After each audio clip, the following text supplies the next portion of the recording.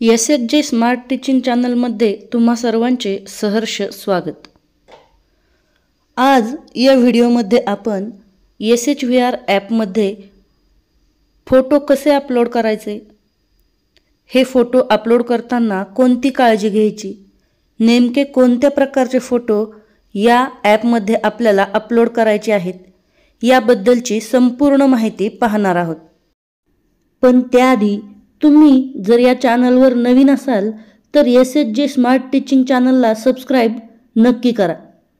चला तर मग व्हिडिओला सुरुवात करूयात। मागच्या व्हिडिओमध्ये पाहिल्याप्रमाणे आपण SHVR ॲप आपल्या मोबाईलमध्ये घेतले आहे। हे ॲप ओपन केल्यानंतर आपल्याला जी माहिती भरायची आहे त्या माहितीमध्येच अपलोड फोटोज हा ऑप्शन दिसेल। या ऑप्शनवर क्लिक केल्यानंतर जे फोटो अपलोड करायचे आहेत त्या सर्वांची नावे आपल्याला इथे दिसतील। सर्वात आधी स्कूल और परिसर का सामने का दृश्य म्हणजे आपल्या शाळेचा समोरचा परिसर त्याचा फोटो इथे अपलोड करायचा आहे। दुसऱ्या फोटोमध्ये आपल्या शाळेतील मुख्य जलस्रोत जो आहे त्याचा फोटो आपल्याला अपलोड करायचा आहे।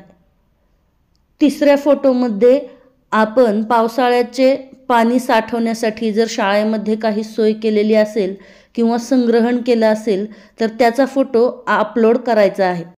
चौथ्या फोटोमध्ये आपल्या शाळे परिसराची संपूर्ण स्वच्छता दिसेल अशा प्रकारचा फोटो आपल्याला अपलोड करायचा आहे। फोटो अपलोड करण्यासाठी अपलोड फोटोज या ऑप्शनवर आपल्याला क्लिक करायचे आहे। पाचव्या फोटोमध्ये शाळेतील मुलांचं आणि मुलींच्या शौचालय जे वेगवेगळं असेल त्या दोन्हीचे फोटो अपलोड करायचे आहेत। किमान 2 फोटो इथे अपलोड करायचे आहेत। शाळेतील विशेष गरजाधारित मुले म्हणजेच CWSN मुलांसाठी जर शाळेमध्ये शौचालय असतील तर त्याचे फोटो क्रमांक 6 मध्ये अपलोड करायचे। क्रमांक 7 मध्ये आपल्या शाळेतील कचरा व्यवस्थापनचे फोटो अपलोड करायचे आहेत। आपण आपल्या शाळेमध्ये कचरा व्यवस्थापनासाठी जी सोय केलेली आहे त्याचे फोटो आपल्याला अपलोड करायचे आहेत। क्रमांक 8 मध्ये न्यूट्रिशन गार्डन, किचन गार्डन म्हणजे परसबाग, आपल्या शाळेतील परसबागेचे फोटो अपलोड करायचे आहेत।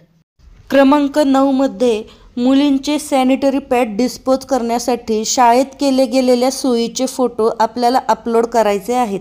क्रमांक 10 मध्ये मुलांना जेवणाच्या आधी किंवा नंतर हात धुण्यासाठी शाळेतील हँडवॉश स्टेशन केले गेले आहेत त्याचे फोटो इथे अपलोड करायचे आहेत। क्रमांक 11 मध्ये शाळेतील मुलांच्या पिण्याच्या पाण्याचे परीक्षण जे केले गेले जाते त्या परीक्षणाचे कागदपत्र आपल्याला अपलोड करायचे आहेत। जर आपण पाण्याचे परीक्षण केलेले नसेल तर मुख्याध्यापकांच्या सहीशिक्क्याने आम्ही पाण्याचे परीक्षण केले नाही असे आपल्याला तिथे लिहून फोटो अपलोड करावा लागेल।